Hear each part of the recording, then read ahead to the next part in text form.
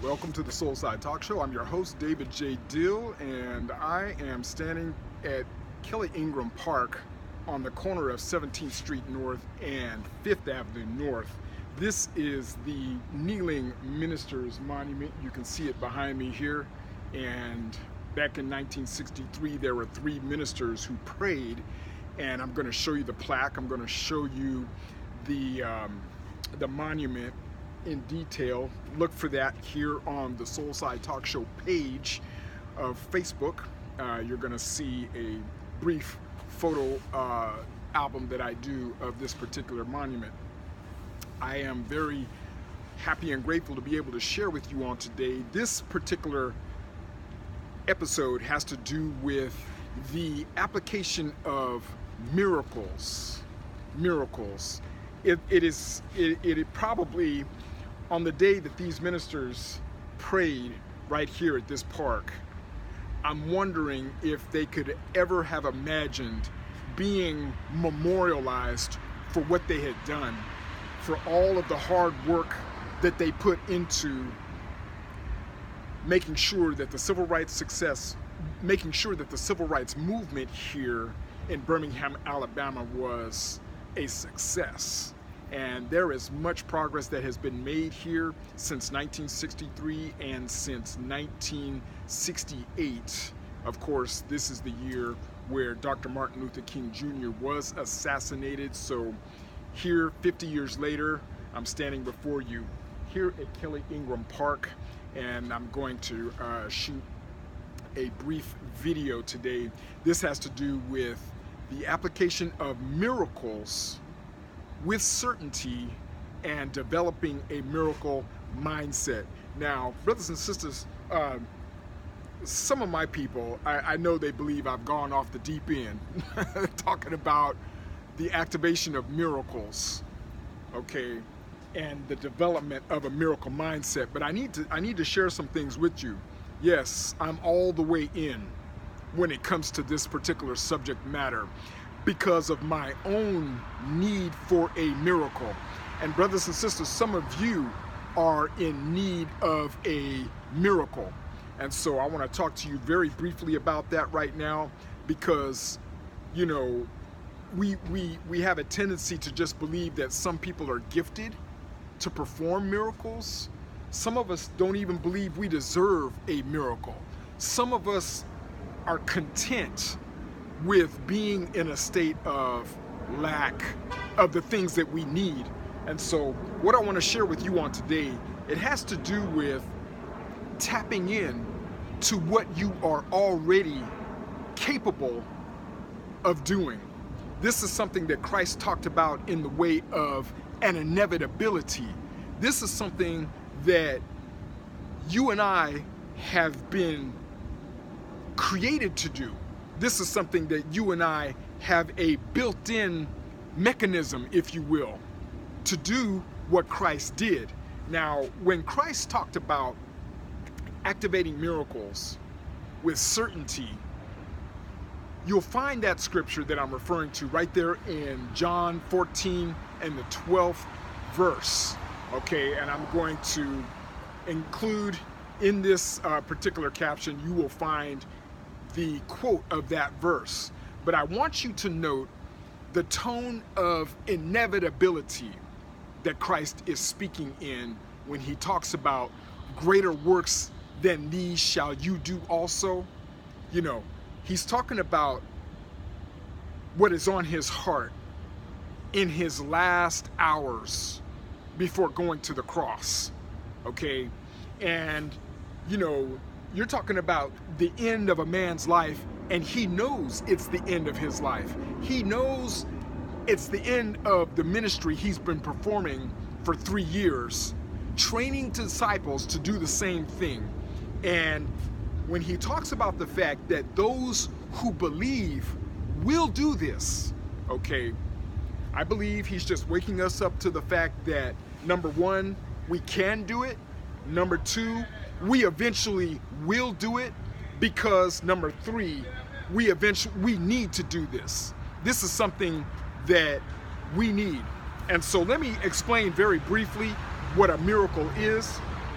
And I'm trying to keep it at the simplest form, because in this essence of miracle mindset mentorship, I want to make sure that you know that when the Lord taught us to pray, right there in the Lord's Prayer, and the key phrase there that I developed this entire series on, it has to do with the words, "Thy will be done on earth as it is in heaven."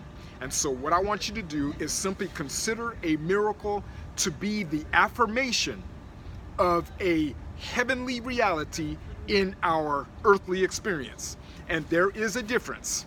I'm sure everybody can recognize the fact that being here on earth is not the same as the reality that exists in heaven.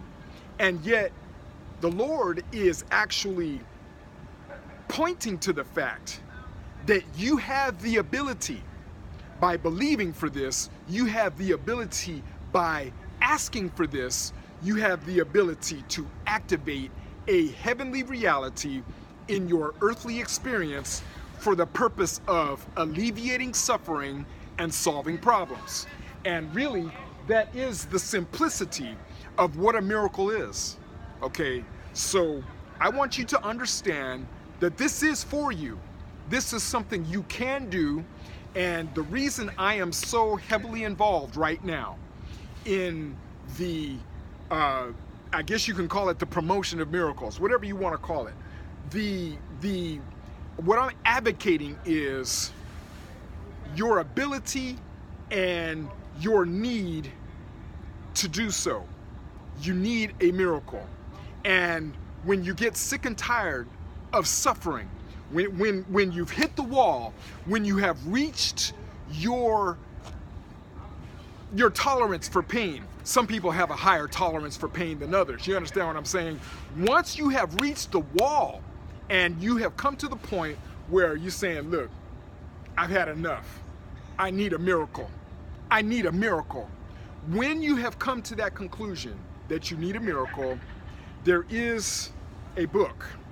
And y'all have been hearing me talk about this book. And I'm very serious about you getting this book. Can you see it? A Course in Miracles. You need this book. And I'm going to tell you why you need this book. This book was written over 40 years ago. 40 years ago.